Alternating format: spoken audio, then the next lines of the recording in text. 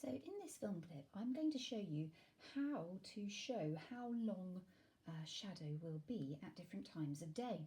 So let's start over here in the morning. Sun rises in the east, so it's in this position here. So as the sun shines down onto our friend here, Bob, then any ray that hits the back of Bob is unable to pass through him. And so the first ray that can pass over the top of his head from the sun just glances over the top there. This will be the ray that shows how long his shadow is. And we can indicate that by drawing underneath here and just by carefully shading in with diagonal lines. In science, there is never an opportunity for scribbling, so you always show shadows and shading with a diagonal line.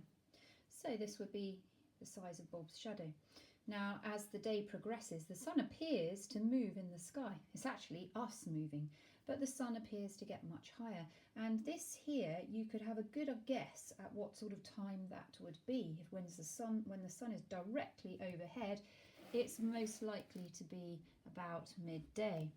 So once again, we can show the shadow. It will be the one that just glances over the top there of the bit that sticks out the most here.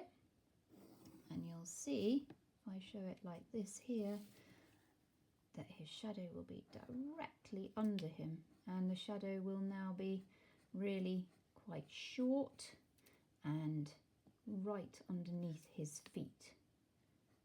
Short and right under him. Now let's have a look here. It's getting a bit later in the day now. Bob's going home. So the sun has again appeared to move across the sky. So once again, we take the ray, I'm going to do it from the bottom of the sun, and it's the first ray to just be able to glance over the top here.